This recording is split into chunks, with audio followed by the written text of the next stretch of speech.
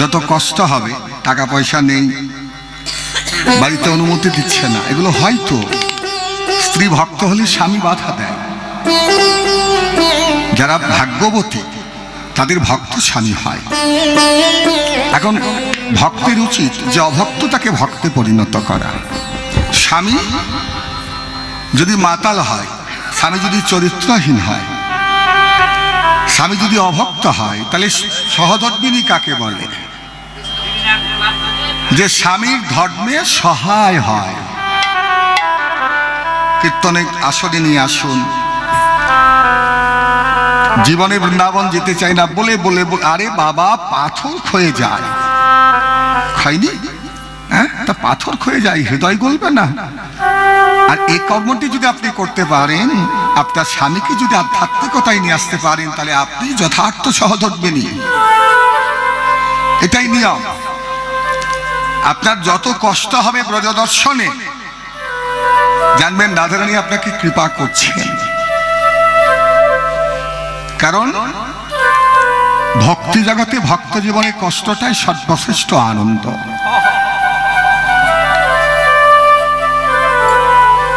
এখানে বলছে যে নানোপচার কৃত পূজন স্মার্ত বন্ধৌ প্রেমনৈব ভক্ত হৃদয়ং বিদ্রুতাং স্মাৎ যাবৎ ক্ষুদতি জঠরে জলঠা পিপাসা তাবৎ সুখায় ভবতু ননুভক্ষ্যপে। এই শ্লোক কে লিখেছেন? এই বাচ্চাদেরকে থামাতে পারছেন না কেন? অবাক হয়ে যাচ্ছে আমি।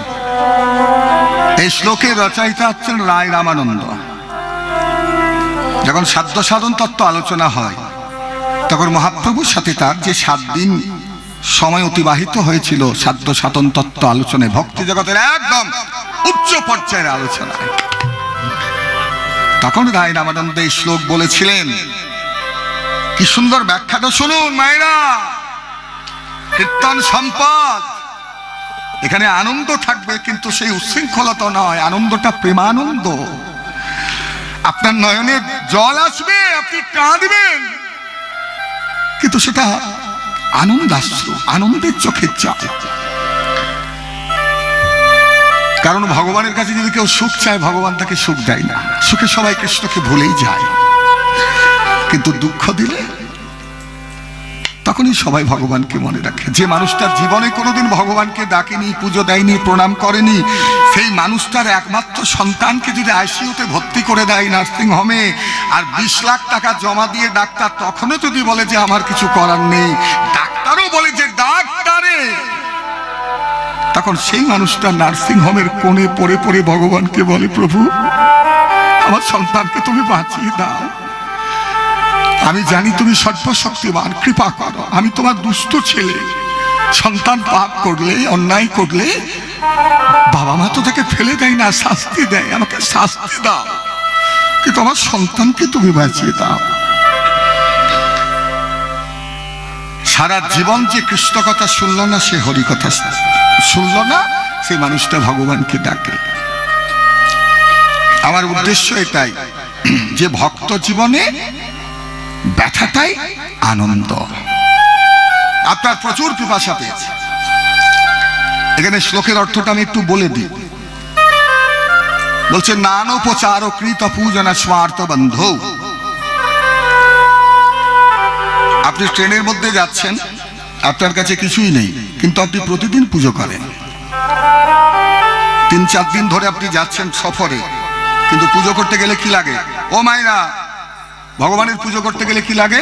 গন্ধ, পুষ্প, ধূপ, দীপ, নৈবেদ্য। এখন কিচ্ছু তো নেই, ট্রেনে কোথায় পাবেন?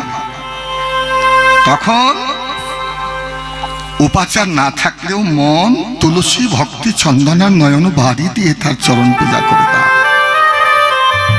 পত্রাং পুষ্পাং ফলাং তোয়াং যোমে ভক্তা পরিচ্ছতি। তুলসীর পাতা, এই যে বাইরের তুলসী, এর থেকেও মূল্যবান মন তুলসী। মন্ত্র কি? মন্ত্র মানে মন তোর, একে তুই যেমন দিকে নিয়ে যাবি। যার যেমন গুরু কৃপা তার তেমন মনের গতি।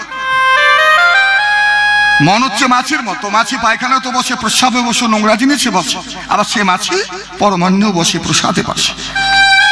গুরু যাকে যেমন কৃপা করেছে তার মনের গতি সেদিকে ধাবিত হবে। হরি বল। তাহলে বাইরের তুলসীর থেকেও মূল্যবান তুলসী পত্র হচ্ছে তোমার মন তুলসী, বাইরের ঘষা চন্দনের থেকেও মূল্যবান চন্দন হচ্ছে তোমার ভক্তি চন্দন। আর গঙ্গার জলে তো সবাই তার চরণ ধৌত করে পুজো দেয়, কিন্তু মূল্যবান ভগবানের কাছে যেটা, সেটা হচ্ছে ভক্তের নয়ন জল।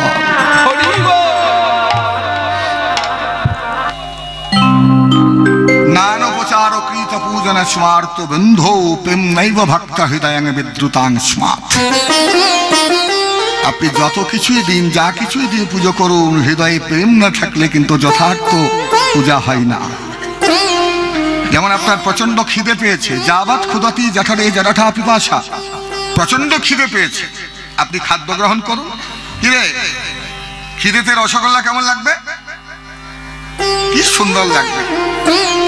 কিন্তু খিদে যদি না পায়, তখন রসগোল্লাও কেমন গোবর গোবর লাগবে, ইচ্ছা করবে না। প্রচন্ড পিপাসা পেয়েছে, আপনি জল পান করলেন, তৃপ্তি হলো। কিন্তু পিপাসা না থাকলে আপনি জল পান করে তৃপ্ত হতে পারবেন না। এটাই হচ্ছে বিষয়। ঠিক সেই রকম আপনি যাই দিন, যত কিছুই পুজো করুন, যতই উপাচার, যতই ব্রাহ্মণ ঘটা থাক, যাই থাক, ওই পুজোর সময় হৃদয়ে যদি আপনার প্রেম ভক্তি না থাকে, তাহলে কিন্তু ভগবান আপনার পূজা গ্রহণ করেন না। যাবৎ ক্ষুধাতি জঠরে জঠা পিপাসা তাবৎ সুখায় ভবতু নৌনু ভক্ষ্যপে। আজকে বড় আনন্দ এখানে। এখন যেটা আস্বাদনের বিষয়বস্তু, সেটা হচ্ছে ভগবানের একদম শেষ লীলা, যেখানে মিলন হয়েছে, রাধা কৃষ্ণের মিলন এবং বিরহ। এই দুটি ভাগে প্রথমত ভাগ করা হলো, মিলন এবং বিরহ। মিলনের 4টি ভাগ, বিরহের 4টি ভাগ। মিলনের 4টি ভাগ কি কি? সংক্ষিপ্ত, সংকীর্ণ, সম্পন্ন এবং সমৃদ্ধিমান। আর বিরহের 4টা ভাগ, প্রথমে পূর্বরাগ, মান, প্রেম বৈচিত্র্য এবং প্রভাস। এখন যে লীলা আমরা শুনবো, এটা হচ্ছে প্রভাস, প্রভাসী লীলা। জায়গাটা কোথায়? জায়গাটা হচ্ছে গুজরাট, সোমনাথ মন্দির, তার পাশেই সরোবর, যেখানে স্নান করে এবং শিবের পুজো করে প্রথম যে 12টি জ্যোতির্লিঙ্গ আছে, তার মধ্যে প্রথম যে জ্যোতির্লিঙ্গ তৈরি হয়, পূজিত হয়, সৃষ্টি হয়, সেটা কি? সোমনাথ, যেখানে চান করেছিল শিবের পুজো। ওই জন্য প্রভা যুক্ত আসো, চাঁদ তার জ্যোতি ফিরে পেয়েছিল বলে ওই তীর্থের নাম হয় প্রভাস তীর্থ।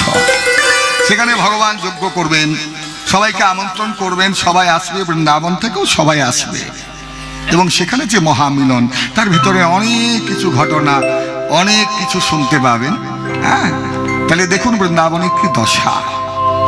বৃন্দাবনে রাধারানী আজকে কৃষ্ণ বলে কাঁদছেন। 100 বছর মায়া যশোদা, নন্দ পিতা, শ্রীরাম সুদাম, অষ্টসখী, গোপ গোপী বৃন্দ, আবাল বৃদ্ধ বনিতা শিশু। গোবর্ধনের তো কিছু করার নেই, কিন্তু পাথর যেন কাঁদছে, ঝরে পড়ছে তার নয়নাশ্রু। ওরে ভাই, গাছের পাতা ঝরে পড়ছে বিরহে,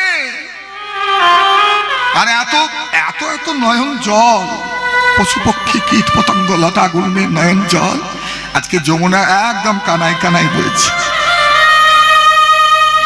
আর ময়ূর পেখম তুলে নৃত্য করে না, আর হরিণ চঞ্চল হয়ে ছুটে বেড়ায় না, আর লতা গুল্ম পরিশোভিত সেই বৃন্দাবনের সররূপ বিরাজ করে না। চারিদিকে যেন হাহাকার, দুঃখ, কষ্ট, জ্বালা, যন্ত্রণা। যুগায়িতং নিমিষেন চক্ষুষাপা বৃষায়িতং শূন্যাতি জগৎ সর্বং গোবিন্দ বিরহেন। এ তো আমার মহাপ্রভুর মুখের কথা, শিক্ষাষ্টকে আছে।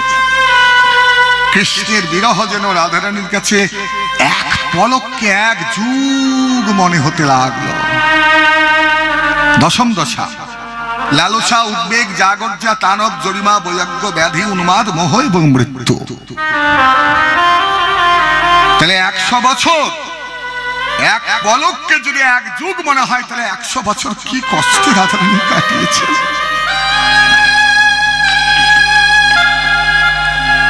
চক্ষুষা পাবৃষায়িতাম, কৃষ্ণকে না দেখার কারণে অবিরত নয়নে নয়নাশ্রু বইছে। শূন্যাতি নাত জাগাত সর্বং, সমস্ত জগৎ তার কাছে শূন্য, কেউ নেই। কেন না কৃষ্ণ নেই বলে। গোবিন্দ বিরহে নমি। এই হচ্ছে বৃন্দাবনের দশা। ভগবান মথুরায় গেলেন, সেখানে কংস ধ্বংস করলেন, বাবা মাকে কারাগার থেকে উদ্ধার করলেন, দাদুকে রাজা করলেন। মথুরাতে অনেক ঘটনা হলো। সেখান থেকে জরাসন্ধের অত্যাচারে ভগবান চলে গেলেন দ্বারকায়। সেখানে 16,108 জন মহিষীর গন্ধর্ব মতে স্ত্রীদেরকে নিয়ে গন্ধর্ব মতে বিবাহ করে 16,000 জন, 100 জন, 16,100 আর 8 জনকে তিনি বিবাহ করেছেন। সেটাও একটা অনেক ঘটনার মধ্যে দিয়ে হয়েছে। তিনি সুখে সংসার করছেন, কিন্তু ফেলে আসা বৃন্দাবন। হরিব। তা বৃন্দাবনের আজকে মিলনটা করাবে কে? মিলন করাবে কে? এই যে আমি এখানে এলাম, একজন তো আমাকে ফোন করেছিল, আমার ঠিকানা নিয়ে আমাকে ফোন করেছে বলেই তো আসতে পারলাম। যেমন বিয়ে ফাইনাল করতে গেলে মাঝখানে একজন থাকে, থাকে না? কি বলে তাকে? জোরে বলো। হ্যাঁ, ঘটক। ঠিক সেই রকম মাঝখানে কেউ না থাকলে কিন্তু মিলন হয় না। আর এই মিলনের কাজটা যে করবে, ওরে বাবা সাবধান, ওর কথা বলবে বলো, কিন্তু তার বিপরীত ফলও হতে পারে। কার নাম বললে ঝগড়া হয়? নারদ। দেখেছো, সব জানে এরা। ঝগড়ার ব্যাপারটা মেয়েরা খুব ভালোই জানে। কারোর কাছে পেন আছে? এখানে পেন কারোর কাছে আছে? একটা পেন, ঢাকনা দেওয়া পেন। এখন পেন থেকে ঢাকনাটা খুলে দাও, ঢাকনা লাগিয়ে দিলে 100%, 100, কিন্তু ঢাকনা খুলে দিলে 95% পেন আর ঢাকনা 5%। কালি খরচ কার হয়? উত্তর দেবে পেনে। সারাদিন পরিশ্রম করে কে? ক্লান্ত হয়ে পড়ে কে? রাত দিন খেতে যায় কে?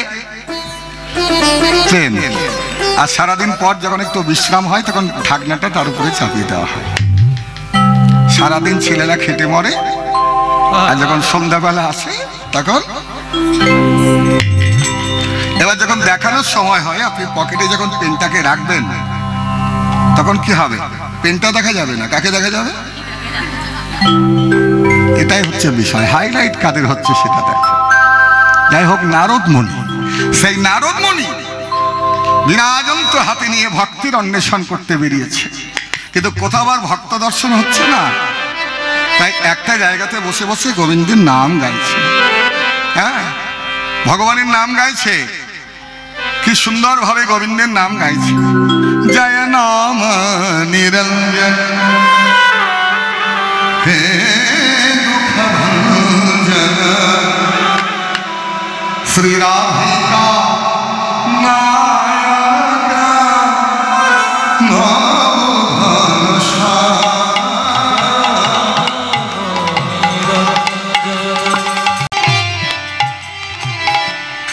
হে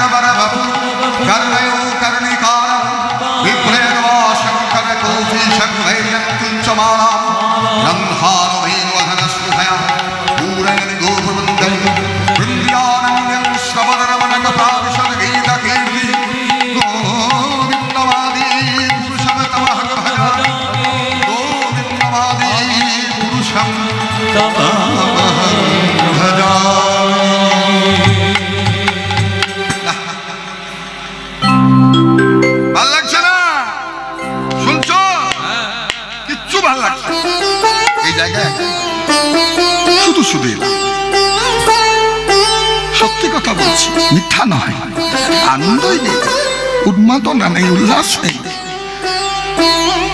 আসলে যে উদ্দেশ্য নিয়ে আমি বেরিয়েছি সেটা তো হলো না। এখন প্রকৃত ভক্ত দর্শন তো হলো না। যারা আছে তারা নকল ভক্ত। নিতাই গৌর প্রেমানন্দে হরি বল।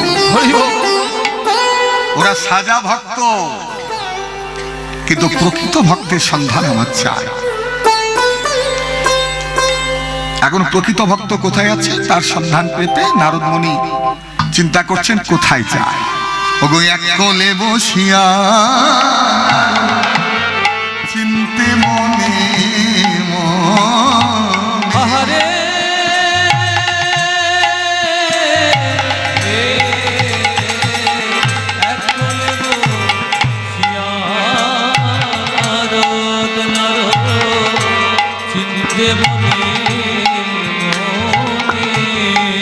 কোথা রহে। নারদ চিন্তা করছে কোথায় যায়, কোথায় যায়, ভক্তের টাকা কোথায় পাওয়া যায়। বলে কোথা রহে কৃষ্ণ ভক্তি,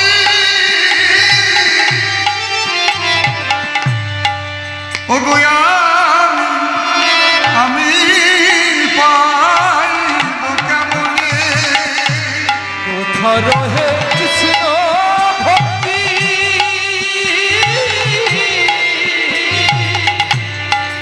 আমি পাইব কেমনে। কোথা গেলে পাবো গো, আমি কোথা গেলে পাবো গো। বলো কৃষ্ণ ভক্তি রসিয়া কোথা গেলে পাবো গো। ভক্তি রসিয়া কোথায় গেলে পাবো গো। কৃষ্ণ ভক্তি রসিয়া কোথায় গেলে পাবো গো। কৃষ্ণ ভক্তি রসিয়া কোথায় গেলে পাবো গো। নারদের বাহনের কি নাম? নারদের বাহনের নাম বলো। হ্যাঁ, বাচ্চারা জানিস তো? ওরা দেখতে পাইনি আর পাবেও না। এসব কারবার উঠে গেল তো। আচ্ছা বলতো মা দুর্গার বাহনের কি নাম? উত্তর দে। বাহ। কার্তিকের বাহন ময়ূর, শিব ঠাকুরের নন্দী, তাই না? হ্যাঁ। মা দুর্গার সিংহ, লক্ষ্মীর সরস্বতীর বাহ, আর গণেশ ঠাকুরের এটা ঠিক দেওয়া হয়েছে। এই বিশাল তার শরীর দেহ, আর তার বাহনটা এইটুকু একটা ছোট্ট ইঁদুর মুশিক। তা সেই ঢেকিকে বলো, রে ঢেকি, নারদ বলে এক কাজ কর, আমাকে ভক্ত দর্শনের জন্য নিয়ে চল ভক্ত স্থানে। ওগো এত চিনতে দেব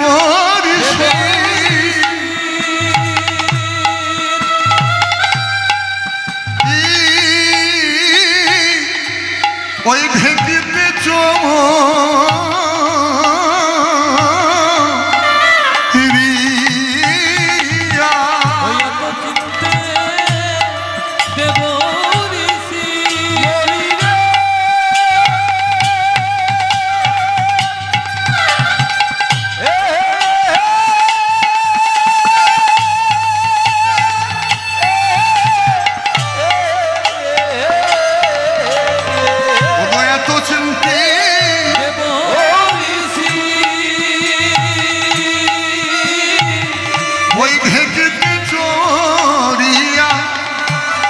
দেখিতে, এবারে দেখিতে দেখিতে চলে মনে উল্লাসিত হইয়া। ওই দেখিতে দেখিতে চলে উল্লাসিত হইয়া। চলে যায় চলে যায় চলে যায় চলে যায় চলে যায় চলে যায় চলে যায় মুখে কৃষ্ণ গুণগান গায়। চলে যায় চলে যায় কৃষ্ণ গুণগান গায়। চলে যায় চলে যায় কৃষ্ণ গুণগান গায়। চলে যায় চলে যায় কৃষ্ণ গুণগান গায়। তারই আনন্দের সীমানা, এই আনন্দের সীমানা, তারই আনন্দের সীমানা, এই আনন্দের সীমানা, তারই আনন্দের সীমানা, এই আনন্দের সীমানা। চলে যায় চলে যায়। এবারে দেখিতে দেখিতে চলে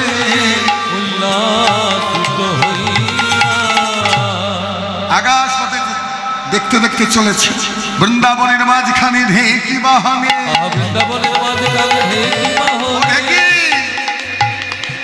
এই আমি তোর উপরে উঠেছি, তুই ভক্ত দেখাতে নিয়েছ। আকাশপথে দেখি সংসারটাতে যদি কোথাও কোনো ভক্ত থাকে, আমরা সবাই জানি যে সাধুদের কাজ সাধনা করবে গুহা গহ্বরে, বরফের স্তূপে, মানে সংসারী তারা নয়। মুনি ঋষিরাও তাই, তারা বনে জঙ্গলে থাকবে, সেখানে আশ্রম প্রতিষ্ঠা করবে এবং আশ্রমিক পরিবেশ তৈরি করে সেখানে থাকবে। এরা ভক্ত, ওরা ভক্ত। আর সংসারী মানুষের কাজ কি?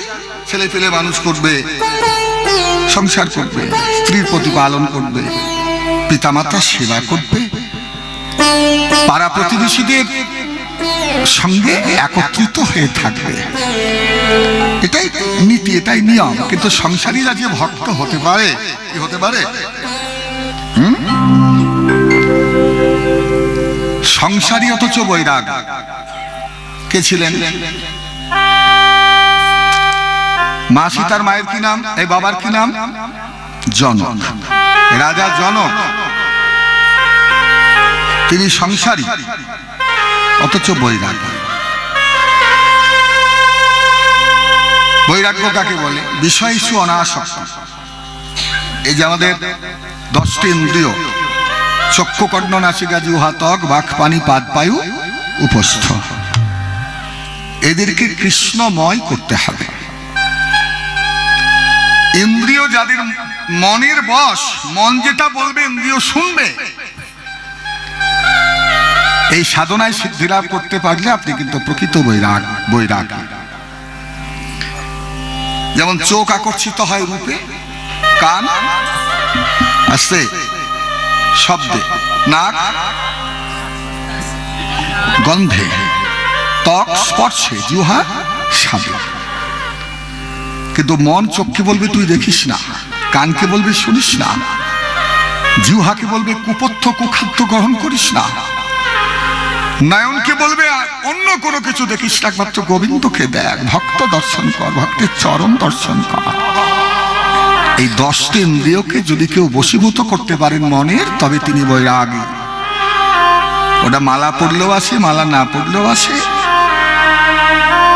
গৃহের মধ্যে থেকেও যদি কেউ প্রকৃত বৈরাগী হতে পারেন, তিনি কিন্তু সর্বশ্রেষ্ঠ ভক্ত। মাছের ঝোল যুবতী মেয়ের কোল বলদে হরিব। কচ্ছপ জলে থাকে কিন্তু মনটা থাকে ডাঙায় রাখার ডিমের দিকে। সাগর দিঘিতে বড়লোকের বাড়িতে তোমাদের এখানকার কোনো মা, গরিব ফ্যামিলির মা, বড়লোকের ডাক্তারের বাড়িতে কাজকর্ম করে, ডাক্তারের একটাই ছেলে ডাক্তার, তার স্ত্রীও ডাক্তার। এখন ওই ডাক্তারের ছেলেকে মানুষ করে, এটাতে তার দায়িত্ব সকাল থেকে শুরু হয়, এটাই তার দায়িত্ব। একদম স্নান করাই, খাওয়ানো দাওয়ানো সব কিছু করে। কিন্তু মনে থাকে কি, সন্ধ্যাবেলায় তাকে বাড়ি যেতে হবে, গ্রামে যেতে হবে, এটা তার নিজের বাড়ি নয়। আর যে ছেলেটাকে সে মানুষ করছে ছেলের মতো ছেলে নয়, তার সন্তান আছে, তার স্বামী আছে, তার পরিবার আছে, তার গ্রামের বাড়িতে সন্ধ্যাবেলা হলে তাদের কাছে তাকে যেতে হবে। এটাই প্রকৃত বৈরাগ্য। ওই জন্য সংসার করো, কিন্তু কখনোই ভেবো না যে আমার ছেলে, আমার মেয়ে, আমার স্ত্রী, আমার বাড়ি, আমার ঘর। তুমি একা এসেছো, মন একা যাবে। আর এত চিন্তা কিসে? যে জীবন দিয়েছে সেই তো দেখবেন তোমাকে। ভাবছো বসে চলবে কিসে? খুব সুন্দর কথা। তার আগে একটু বলে দিই, রামকৃষ্ণ পরমহংসদেব আরতি করছেন দক্ষিণেশ্বর মন্দিরে ভবতারিণীর কাছে। রানী রাসমণি ছিলেন অষ্টসখীর এক সখী। তিনি মন প্রাণ দিয়ে আরতি দর্শন করছেন, কিন্তু চোখ আছে মায়ের দিকে, কান আছে আরতির দিকে, কিন্তু মন আরতিতে নেই, অন্য জায়গায়। কোথায়? একটা কোর্টে মামলা চলছিল ইংরেজদের সাথে, সেই দিকে মন চলে গেছে রানী মায়ের। অন্তর্যামী পরমেশ্বর ঠাকুর তিনি উপলব্ধি, রানীমাকে বেড়েছে। সবাই রানীমা বলে দাঁড়াও, কেউ কিছু বলল না। ঠাকুরের চরণ ধরে বলল, ঠাকুর ক্ষমা করে দেন। বলে ঠাকুর রানীমা, মায়ের কাছে তুমি চিন্তা কি করছো গো? আর তুমি চিন্তা করে করবে কি? ভাবছো বসে চলবে কি সে? তুমি ভাববার কে?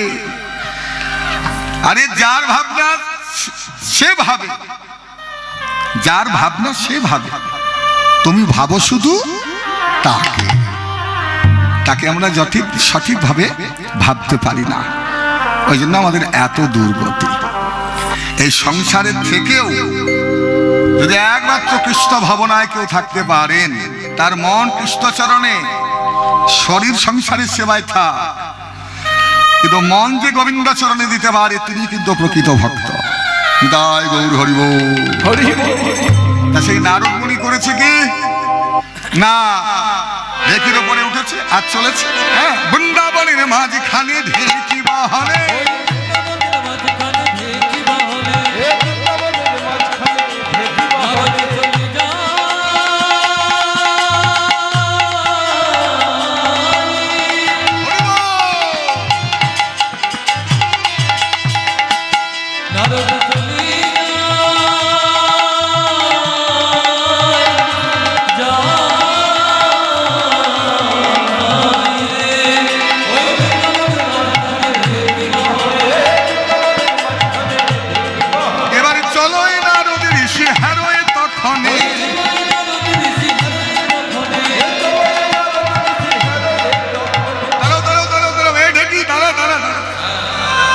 যেই না নিচে তাকিয়েছে দেখলো একটা নদী, যে নদীর জলের রংটা নীল। হরে কৃষ্ণ। কোন নদীর জলের রং নীল? গঙ্গার জল তো ঘোলা, সরস্বতীর জল লাল, আর যমুনার জল নীল, কালো নয়। যারা প্রয়াগ গেছেন, যেখানে কুম্ভ মেলা হয়, সেই প্রয়াগে তিনটে নদীর মিলন, সঙ্গম, কিন্তু অন্তঃসলীলা সরস্বতী। আমি গেছি সেখানে, গঙ্গা যমুনা পাশাপাশি, বোঝা যায় কালো এবং ঘোলা জল, কিন্তু সরস্বতী অন্তঃসলীলা। যমুনার জল নীল, আর ওই নীল যমুনাকে দেখে নারদের মন প্রাণ কৃষ্ণমুখী হয়ে গেল। ভক্তি প্রদায়িনী ব্রজেশ্বরী কুণ্ডেশ্বরী কৃপাময়ী দয়াময়ী করুণাময়ী কৃষ্ণ বক্ষ বিলাসিনী, সেই রাধারানীর কথা মনে পড়লো, মা যশোদার কথা মনে পড়লো, শ্রীরামের কথা মনে পড়লো, পশু পক্ষী লতা গুল্ম তাদের দশার কথা মনে পড়লো। না না, ও ঢেকি কি হলো প্রভু? বলে দেখ, আর অন্যদিকে নয়, এখানেই নামা। ওই যে বৃন্দাবন, আমি সেই বৃন্দাবনে চাই। এখন বৃন্দাবনে যখন চলেছে, দুধারায় চোখে জল, কৃষ্ণ নামে।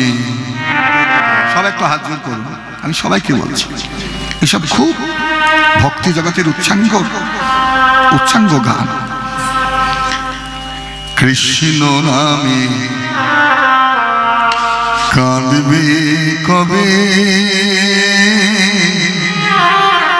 ও গোয়া আমার পুরাম, মধুর কৃষ্ণ নামে কাঁদবে কবে আমার পুরাণ, কৃষ্ণ নামে কাঁদবে কবে আমার পুরাণ।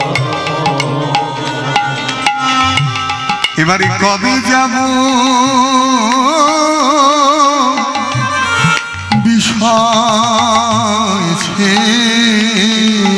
আমি কবে যাব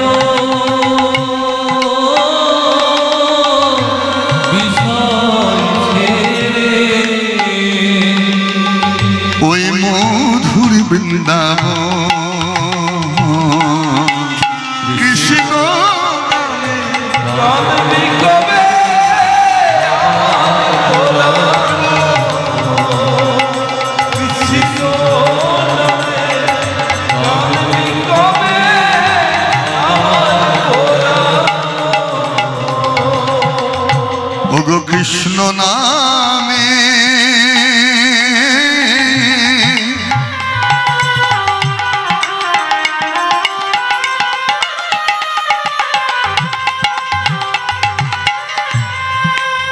নামাবলি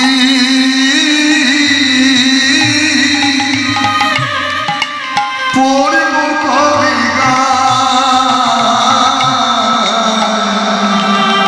কৃষ্ণ নামে নামাবলি পূর্ণ কবে গায়।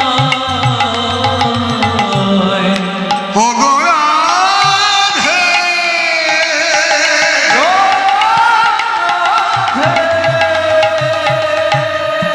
তুমি আমায় কৃপা করো, দয়া করো, করুণাময়ী।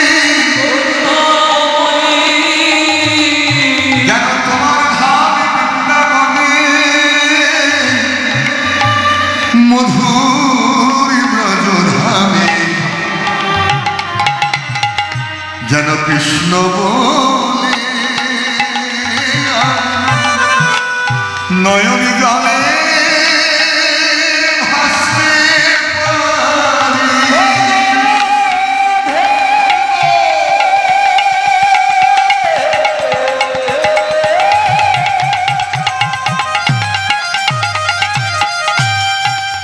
প্রেমময়ী রাধে, প্রেমময়ী রাধে রাধে।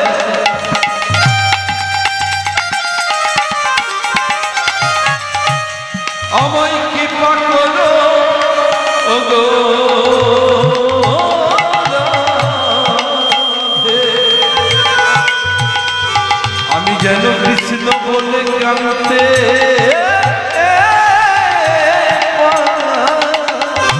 ও গো কৃষ্ণ নামে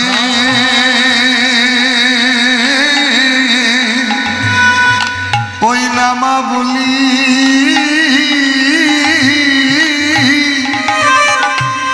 পড়ব কবে গায়। কৃষ্ণ নামে নামাবলি পূর্ব কবে গায়। কবে আমি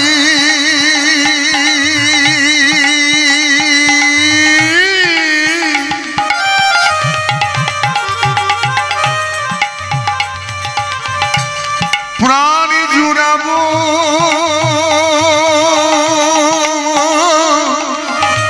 হই গিয়ে মথুরায়। কৃষ্ণ নামে নামাবলি পূর্ব কবে গায়। কবে আমি প্রাণ জুড়ব গিয়ে মথুরা। আবার কৃষ্ণ আমার জীবন মরণ। কৃষ্ণ আমার জীবন মরণ। ও গো কৃষ্ণ আমার জীবন মরণ। কৃষ্ণ আমার জীবন মরণ। আমি কবে পাবো দর্শন কৃষ্ণ নামে। কবে আমার ভোলা কৃষ্ণ নামে। আমি কবে আমার ভোলা। ও গো রাধে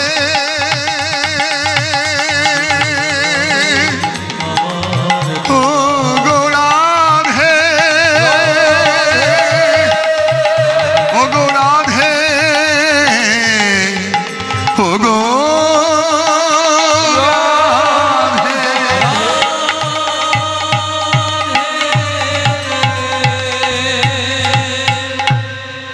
বৃন্দাবনের মাটিতে নারদ একদম দণ্ডবোধ করে প্রণাম করলেন। মনে রাখবেন, মায়েদেরকে পঞ্চাঙ্গ প্রণাম করতে হয় দুটি হাত, দুটি পা এবং মস্তক দিয়ে। বাবাদেরকে সাষ্টাঙ্গ। আগে লম্বালম্বি লাঠিকে ফেলে দিলে যেমন লাগে, ষাট হয়ে দণ্ডবোধ প্রণাম। দুই বাহু, দুই জানু, দুই নয়ন, মস্তক এবং হৃদয় দিয়ে।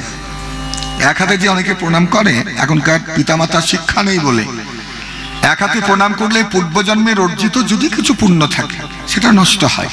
আজকে মানুষ হয়েছে পুণ্য ফলে, কারণ আগে ছিলাম প্রথমে গাছপালা, তারপরে স্থাবরং লক্ষ বিংশতি নবলক্ষঞ্চ জলজা, 9 লক্ষবার জলের মধ্যে জন্ম নিলাম, ভাগবতের কথা। কৃমিনাং রুদ্র লক্ষঞ্চ, 11 লক্ষবার পোকামাকড়, 10 লক্ষঞ্চ অন্ডজা, দিনে জন্ম নিলাম। 30 লক্ষঞ্চ পশুরান, 30 লক্ষ পশু আর 4 লক্ষ মানব জানা। এখন মানুষ হয়েছে অনেক পুণ্য ফলে, কিছু স্বীকৃতি ছিল বলে এত সুন্দর পবিত্র দেহ পেলাম, সোনার ভারতে বাংলার মাটিতে জন্ম পেলাম। এখন এখানে যদি কেউ কোনো দুষ্কর্ম করি, অপকর্ম করি, পাপ করি, তাহলে কোথায় যাব? কোথায় আবার সেই অধগতি প্রাপ্ত হতে হবে? নিতাই গৌর প্রেমানন্দে হরিব। ওই জন্য নিয়মগুলো মনে রাখতে হয়। এক হাতে প্রণাম করলে পূর্বজন্মের অর্জিত পুণ্য নষ্ট হয়। 2, অগ্রে পৃষ্ঠে বাম ভাগে, একদম সামনাসামনি প্রণাম করা যাবে না, কারণ জগন্নাথের যারা গেছেন কলির দেবতা স্বয়ং শ্রীকৃষ্ণের ব্রহ্ম নাভি জগন্নাথের মধ্যে প্রতিস্থাপিত, তা সেই জগন্নাথের সম্মুখে গরুর দেবতা, গরুরকে পেছনে রেখে তুমি প্রণাম যদি করো জগন্নাথের কৃপা পাবে না। সামনাসামনি প্রণাম নয়, পেছন দিক থেকে প্রণাম নয়, এবং নিজের ভগবানের বাম দিক থেকে নয়। তাহলে কি করে প্রণাম করবে? নিজের বাম দিকে রেখে, এটাই যথার্থ নিয়ম। আর যদি কোনো শুদ্ধ বৈষ্ণব সাধু দর্শন হয়, চট করে 5 হওয়ার চেষ্টা করো না। আমাদের মধ্যে অনেক অপরাধ, আর তিনি নিত্য লীলার মধ্যে প্রবিষ্ট থাকেন। আমাদের কোন অধিকার যে তার ভজনকে নষ্ট করে দিই? তাকে দর্শন করো, প্রণাম করো দূর থেকে, তার কৃপা নাও। এইরকম সাধুকে দর্শন করলেও, যেমন প্রেমানন্দ মহারাজ রয়েছেন বৃন্দাবনে, কাশীধামে, যখন তাকে বললেন ডাক্তাররা যে আপনি খুব জোর 2 বছর থেকে 5 বছর পর্যন্ত বাঁচতে পারেন, 2টো কিডনি ফেল, দেখেছেন তো টিভিতে? সেখান থেকে তিনি বৃন্দাবনে চলে এলেন অলৌকিক কৃপায়। বৃন্দাবনে প্রায় 18-19 বছর রয়েছেন, 2টো কিডনি ফেল, ডায়ালিসিস হচ্ছে, কিন্তু তিনি জীবিত আছেন। তিনি যদি টাকা পয়সার কথা, তিনি যদি মানুষ হতেন, আমাদের মতো মানুষ, সাধারণ মানুষ, তাহলে কি হতো? ওই ডায়ালিসিস করার জন্য বা কিডনি ফেল হয়েছে, কি করে চেঞ্জ করব, টাকা পয়সা, কোথায় যাব, কোন নার্সিং হোম, কোন ডাক্তার, এই করতে করতে সারা জীবনটা পেরিয়ে যেত। কিন্তু ওই সব তো তিনি করলেন না। কি করলেন? আর একমাত্র সব ডাক্তারের ডাক্তার, সব দেবতার দেবতা রাজরানীর চরণ দুটো সার করে যে তুমি যা করো। 18 বছর একভাবে স্বমহিমায় তিনি বিরাজিত। রাত্রি 2টোর থেকে তিনি পরিক্রমায় বেরোন, 12টা থেকে রাস্তার ধারে লোক কাতারে কাতারে দাঁড়িয়ে থাকে। তিনি যখন রাস্তায় যান, ভক্তরা দূর থেকে পুষ্প বৃষ্টি করে, প্রণাম করে সাষ্টাঙ্গে শুয়ে, কিন্তু চরণ ছুঁয়ে নয়, তিনি স্পর্শ করতে দেন না। কারণ আমাদের মধ্যে অপরাধ, আর যারা নিত্যলীলায় থাকেন তাদের মধ্যে কোনো অপরাধ থাকে না। এই হচ্ছে কথা।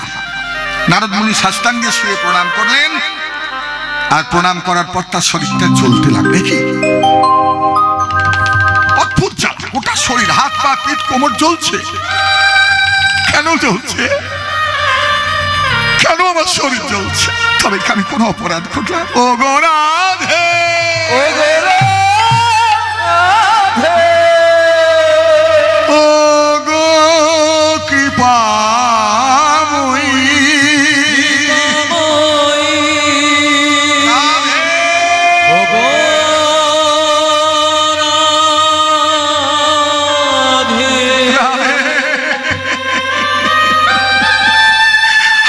আবার কি হলো রাধে? আমি তবে তোমার কাছে কোনো অপরাধ করেছি? আমি কি অপরাধী হলাম এই পবিত্র ভূমিতে এসে? এই জ্বালা কিসে? সূর্যের তাপ নয়, দাবানল নয়, তাহলে কিসের তাপ? আর ত্রিতাপ জ্বালাও তো এখানে থাকবে না, কারণ যারা মায়ার দাস তাদের মধ্যে ত্রিতাপের ভয়, ত্রিতাপ জ্বালাই তারা ভোগে। কিন্তু যারা ভক্ত তাদের ত্রিতাপ জ্বালা স্পর্শ করে না। তাহলে জ্বালাটা কিসের জ্বালা? এই জ্বালা হচ্ছে কৃষ্ণ দর্শনের জ্বালা। কৃষ্ণ দর্শনের জ্বালায় বৃন্দাবনের মাটি আজকে উত্তপ্ত। এই যে মানুষটা আজকে চলে গেছেন আমাদেরকে ছেড়ে, একটা বছর ধরে কারাওষুধ কেন হয়? তিনি চলে গেছেন, তার অপূর্ণতা, তার বিরহ, তার জন্য যারা কেঁদেছে সেই প্রভাব এই পরিবারে থেকে গেছে। একটা মানুষের ভালো দিক মন্দ দিক থাকে, ভালো দিকগুলো চলে যায় দেহের সাথে, আত্মার সাথে, আর মন্দ দিকটা পরিবারে থেকে যায়। ওই জন্য এক বছর কালা ওষুধ চলে। এবং নিয়ম হচ্ছে কোন মৃত ব্যক্তির শ্রাদ্ধে কখনোই আমিষ আহার, যেটা আমাদের এখন সবার মধ্যে হয়ে গেছে, আমিষ আহার নয়, ওটা খাদ্য না, ওটা বাঙালির খাবার ছিল না, ভারতবর্ষের খাদ্য ছিল। তাহলে যদি তুমি আমিষ আহার করো, ভক্তদেরকে সেবা করো, মানুষকে খাওয়াও, তাহলে নিম্নগতি প্রাপ্ত হয় আত্মা। কিন্তু যদি তুমি নিরামিষ সেবা করো, তাহলে ঊর্ধ্বগতি আত্মা চলে যায়, ঊর্ধ্বগতি প্রাপ্ত হয়। ওই জন্যই হচ্ছে যথার্থ নিয়ম। তো যাই হোক, নারদ মুনি তিনি চিন্তা করলেন যে এবার বৃন্দাবনটাকে দর্শন করি, দেখি কে কোথায় আছে। আমার এত জ্বালা নিয়েও আমি একটু কৃষ্ণ নাম গাইবো, যদি কিছু হয়। হ্যাঁ, গোবিন্দের নাম গাইতে গাইতে চলেছেন, কি আনন্দ তার। গিরি ধারি গোপাল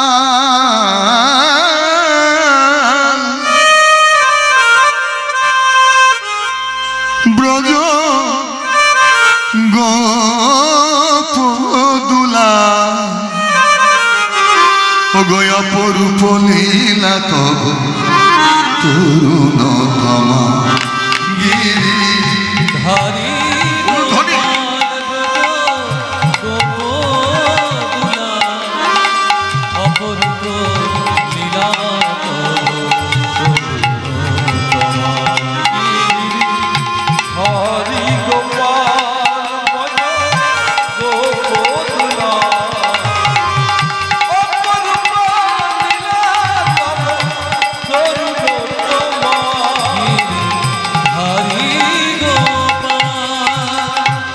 যশোদার নয়নে তুমি ননিছ, নন্দ দুলাল তুমি আনন্দ কিশোর। তুমি ননিছ, নন্দ দুলাল তুমি আনন্দ কিশোর। ও গো গীতা সারথী তুমি যাদব গোপাল, সারথী তুমি যাদব গোপাল। ও অপরূপ লীলা কব তরুণতমা।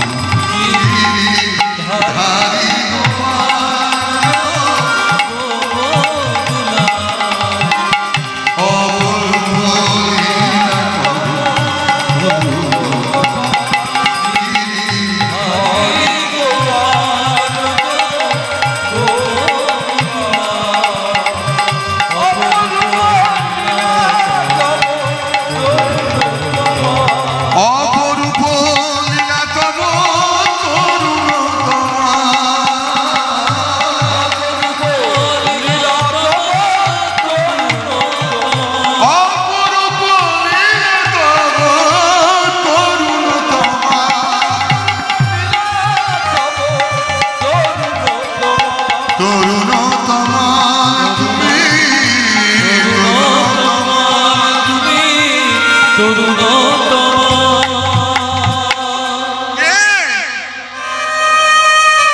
বৃন্দাবনের মাটিতে এতদিন পর কৃষ্ণ নাম কে গাইল?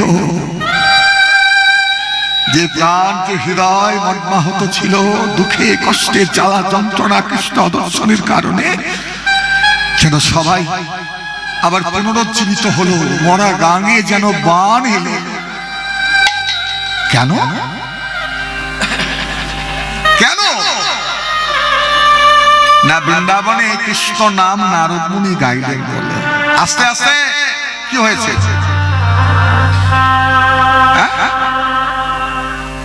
আস্তে আস্তে কথা কেন হচ্ছে?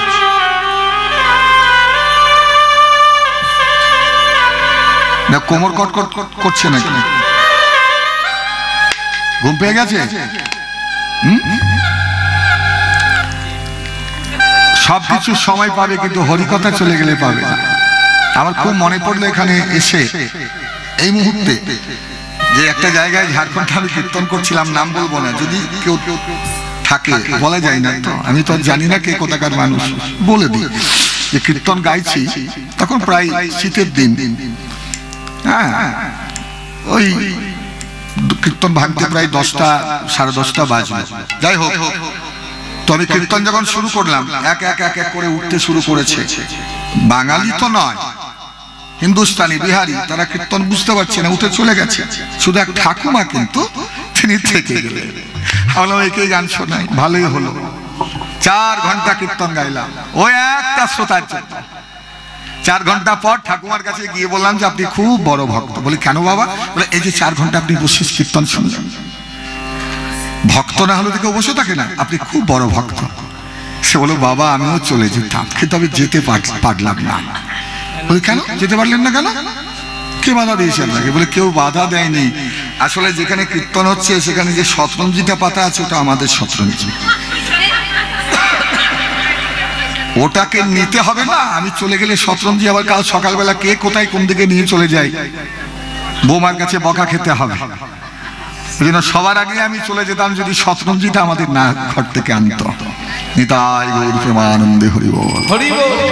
এইরকম চিন্তা ভাবনা নিয়ে যদি কীর্তন শোনেন তাহলে বসে থাকা হবে, কাজের কাজ কিছু হবে না। এখন নারদ মুনি বৃন্দাবনের মাটিতে যেই না কৃষ্ণ নাম গাইলেন, কৃষ্ণ নাম গাওয়ার সাথে সাথে ব্রজবাসীরা সবাই তাকে ঘিরে ফিরল। মা যশোদা, নন্দ পিতা শ্রীদাম সুদাম, যে যেখানে, একদম কোকিল ময়ূর পশু পক্ষী পর্যন্ত, বড় বড় গাছ ডালপালা সব নিচে দিকে করে নারদকে যেন প্রণাম করছে। লতাগুলো এসে নারদের চরণ জড়িয়ে ধরছে, গরুগুলো চোখের জল মুখের লাল দিয়ে নারদের চরণ সেবা করছে। তার একটাই কারণ যে একবার কৃষ্ণ নাম বলেছে বলে। নারদ চিন্তা করলেন বৃন্দাবনে কৃষ্ণ ছিলেন, তাদের কত সুখ কত আনন্দ। আজকে কৃষ্ণ নেই, তাদের মন দুঃখে ভরা। আর এর মাঝখানে আমি একবার বিনা জানতে কৃষ্ণ নাম বলেছে বলে ওদেরকে এত আনন্দ দিতে পারলাম না। যদি কৃষ্ণের সাথে ওদের যদি দেখা হয়, মিলন হয়, তাহলে ওদের কত সুখ হবে, কত আনন্দ হবে। না না, ভক্তের কাজ কি মিলন করা? ভক্ত কখনো ব্যথা দেয় না, দুঃখ দেয় না, ভক্ত কাউকে আঘাত দেয় না, বরঞ্চ চোখের জল মুছে দেওয়াই ভক্তের কাজ। নারদ মুনি চিন্তা করলেন, সবাইকে বলেন আপনারা কেউ চিন্তা করবেন না। মা গো, ও মা যশোদা, হে নন্দ পিতা, আমি আপনাদের সন্তান, আমি দেবর্ষি নারদ। এই বৃন্দাবনে যেখানে যারা আমার সামনে দাঁড়িয়ে আছে, আমি সবার কাছে করজোর করে নিবেদন করছি, আমি প্রতিজ্ঞা করছি এই ভক্তভূমি বৃন্দাবনে দাঁড়িয়ে। কি প্রতিজ্ঞা? না এতদিন আপনারা বিরহে ছিলেন, কষ্টে ছিলেন, এবারে আনন্দে থাকবেন, সুখে থাকবেন। কারণ যার জন্য আপনাদের 100 বছরের কষ্ট, সেই গোবিন্দের সাথে আমি নিজে দায়িত্ব নিলাম আপনাদের কিছুদিনের মধ্যে আমি মিলন করা। ব্যাস, সবাই কথা দিয়ে দেবর্ষি নারদ যাবে কোথায়? হরে কৃষ্ণ। ভগবান শ্রীকৃষ্ণ বর্তমানে আছেন কোথায়? বাহ, খুব শুনে মন দিয়ে কীর্তন শুনছি। এইরকম কীর্তনে থাকতে হবে। দ্বারকায়, দ্বারকায় গোবিন্দ রয়েছেন। বৃন্দাবন থেকে নারদ মুনি চললেন দ্বারকার দিকে, ঢেকির ওপরে উঠলেন। আর আকাশ পথে যেতে যেতে বিনা কি বলছে? বিনা, আজকে আকাশ বাতাস মাতিয়ে তো কার কথা? কৃষ্ণ নাম বলবি না, এতদিন কৃষ্ণ বলেছিস, নারায়ণ বলেছিস, হরিওম হরিওম বলেছিস, কিন্তু আজকে কার কথা বলবি? রাধা নাম, এটা মন্ত্র। বলো বলো যন্ত্র, রাধা নাম মন্ত্র। যাগ যজ্ঞ ব্রত কিছু নাই,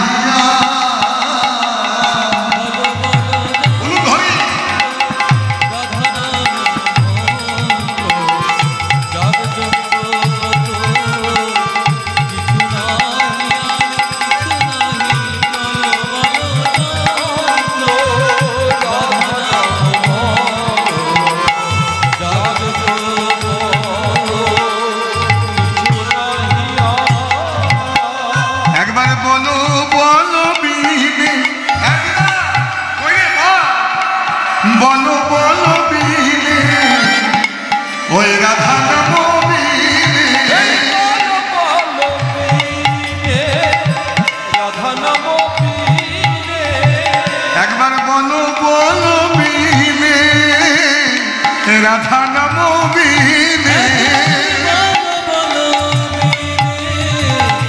রাধা নাম বিনে ত্রিভুবনে কিছু নাহিয়া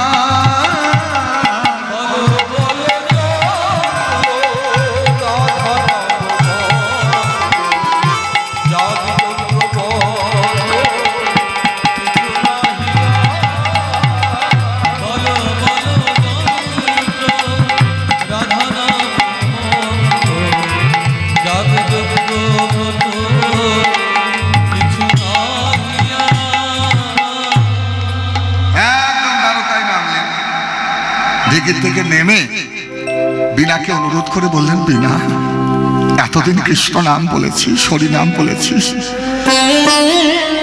কিন্তু তোর কাছে আমার বড় আবেদন, তোর কাছে নিবেদন, আমি যে দায়িত্ব করে বলে এলাম, আমি দায়িত্ব নিয়ে ওদের সাথে মিলন আমি করাবো। গোবিন্দ স্বপ্নাচ্ছন্ন, তিনি ভুলে গেছেন ব্রজের কথা। না না, যে মা যশোদা, যে নন্দ পিতা, যারা আপাত্ত স্নেহে ভগবানকে বড় করলো, মানুষ করলো, শ্রীরাম সুদাম সক্ষর আছে ভগবানকে সেবা করলো, রাধারানী সর্বাঙ্গীয় সমর্পণ করলেন গোবিন্দ চরণে মধুর রসাশ্রয় ভূতা। ওরে বীণা, আমি ভক্ত, আমি ভক্তদেরকে কথা দিয়ে এসেছি এই দ্বারকার মাটিতে, এখানে ঐশ্বর্য আছে কিন্তু মাধুর্য নেই, এখানে অহংকার আছে কিন্তু প্রেম নেই, শুধুমাত্র কর্তব্যের কারণে ভগবান দ্বারকায় আছেন। এমন ভাবে বেজে ওঠে রাধা রাধা বলে যেন গোবিন্দ একদম মনে করেন সঙ্গে সঙ্গে তার স্মরণে চলে আসে সেই রাধারানীর কথা, সেই ব্রজধামের কথা, সেই বৃন্দাবনের কথা। নারদের চোখে জল, গাইছে রাধা রাধা নাম, জয়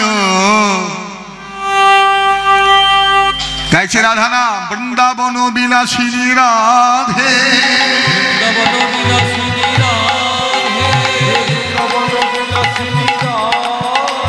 বৃন্দাবন বিলাসিনী রাধে, আমার রমণী মুকুট মণি রাধে, রমণী মুকুট মণি রাধে,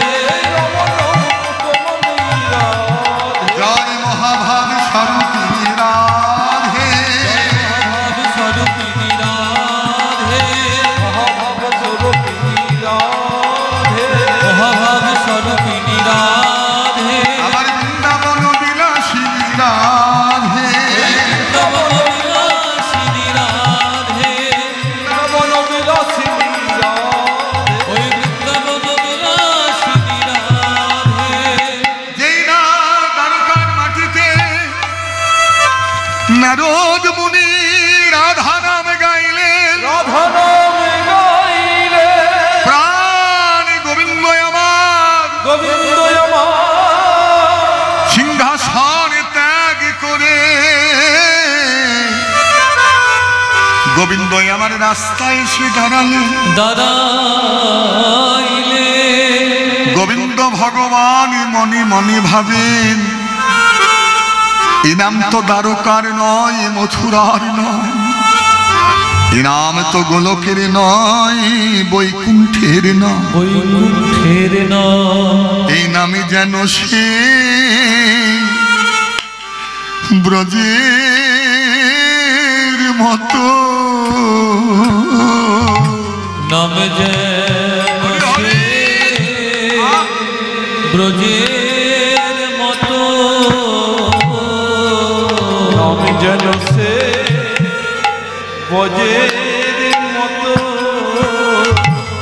এমন মধু মাখা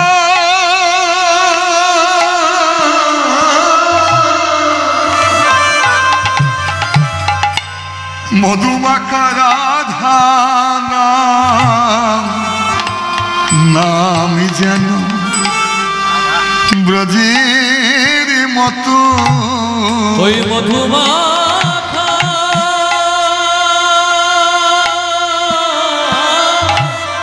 রাধা নাম যেন সে ব্রজের মতো, এমন মধুমাখা এমন সুদামাকা রাধা নাম আমায় কে শোনালে, আমি তো কতদিন নাম শুনি না। যে নাম বৃন্দাবনে আমি আমার বাঁশিতে বাজাতাম, আকাশ বাতাস মুখরিত হতো রাধা নামে। এই পাপ দ্বারকার মাটিতে রাধা নাম যে আমায় শোনালো।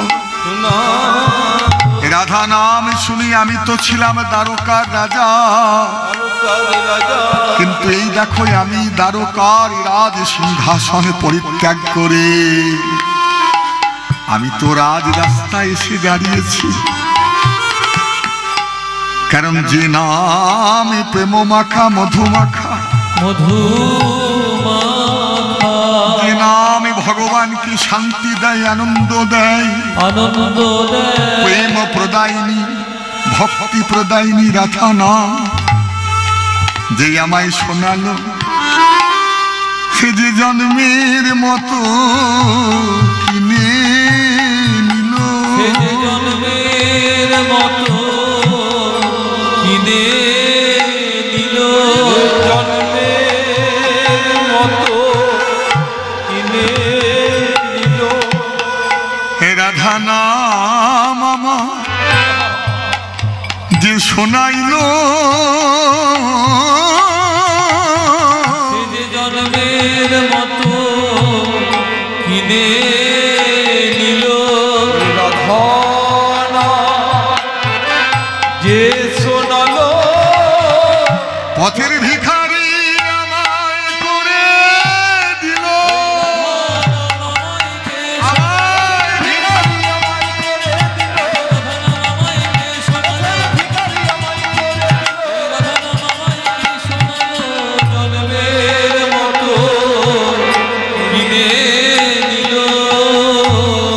দ্বারকাধীশ রাজা কৃষ্ণচন্দ্র কি, কৃষ্ণচন্দ্র কি, কৃষ্ণচন্দ্র কি।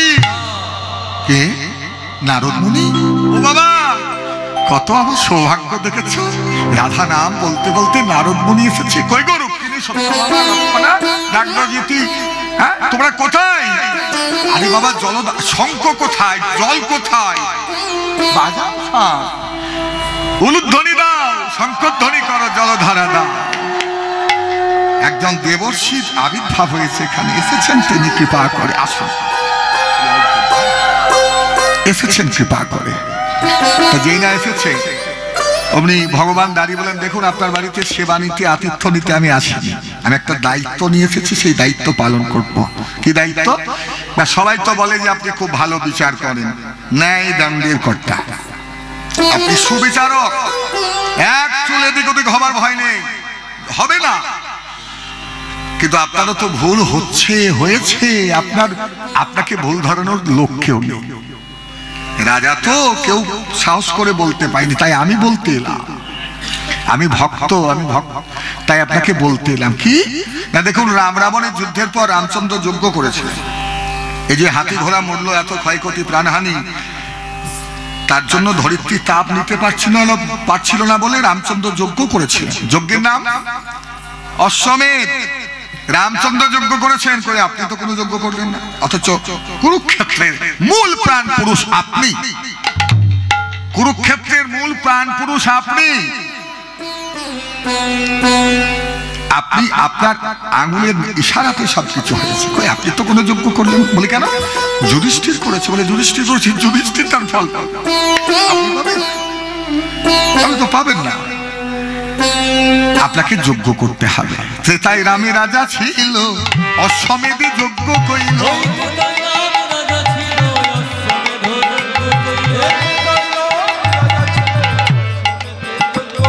আহা দান ব্রত যজ্ঞ করইবে,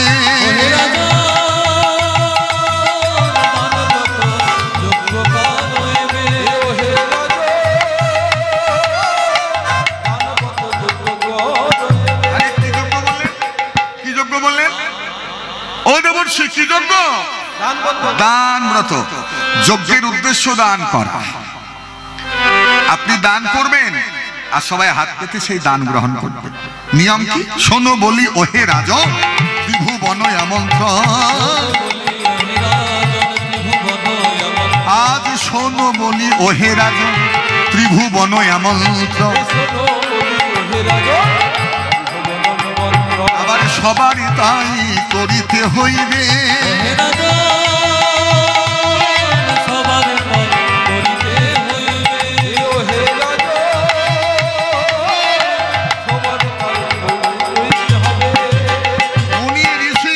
গন্ধর্ব নর কিন্নর মানুষ যে যেখানে আছে সবাইকে আমন্ত্রণ করতে হবে। আরে যোগ্য সঙ্গ হবে যাবে যে জন যে দান চাইবে,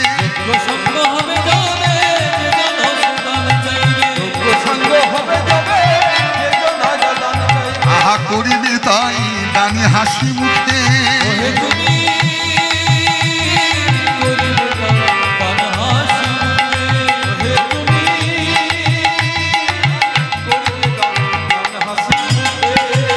আর সর্বশেষে দান দিয়া ভিক্ষার ঝুলি কাঁধে লইয়া, সর্বশেষে দান দিয়া ভিক্ষার ঝুলি কাঁধে লইয়া, সর্বশেষে দান দিয়া ভিক্ষার ঝুলি কাঁধে লইয়া।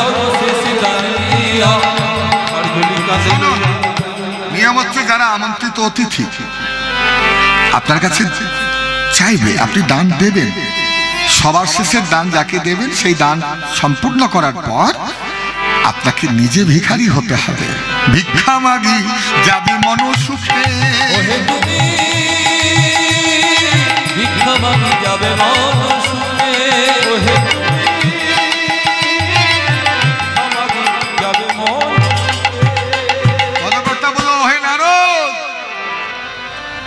তুমি যে গোবিন্দকে আজকে ভিখারি সাজাচ্ছ সে কিন্তু এখন ভিক্ষা করবে না, তবে করবে কোন দিন? বলি সেদিন কৃষ্ণ ভিক্ষা করবে,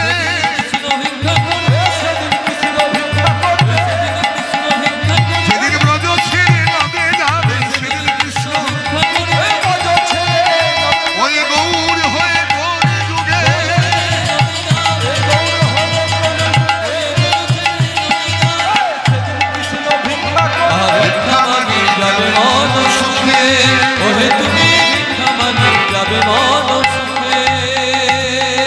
বলে ঠিক আছে আমি বুঝতে পেরেছি। এবারে বলি মায়েরা বসো বসো বসো বসো বসো। এবারে বলি ভগবান শ্রীকৃষ্ণ তিনি ভিক্ষা করেননি, ভিক্ষা করেছেন কৃষ্ণ যেদিন গৌরাঙ্গ হলেন সেদিন। কৃষ্ণ যেদিন গৌরাঙ্গ হলেন সেদিন তিনি 3 বার ভিক্ষা করলেন। খেয়াল আছে? আসতে 3 বার কখন কখন মহাপ্রভু ভিক্ষা করেছেন একটু বলুন। মহাপ্রভুর জন্মদিনটা কোথায়? মহাপ্রভুর জন্মদিনটা কোন দিন এটা তো জানা উচিত। খেয়াল নাই? কোন দিন বলো? ফাল্গুন পূর্ণিমা, 1486 খ্রিস্টাব্দ। আর মহাপ্রভুর সন্ন্যাস 24 বছর ছিলেন, 1510, তাই তো? 1486 তার সঙ্গে 24 যোগ করো, কত হবে?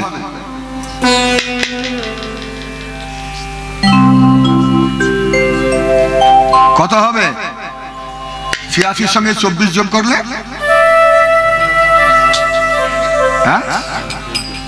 1510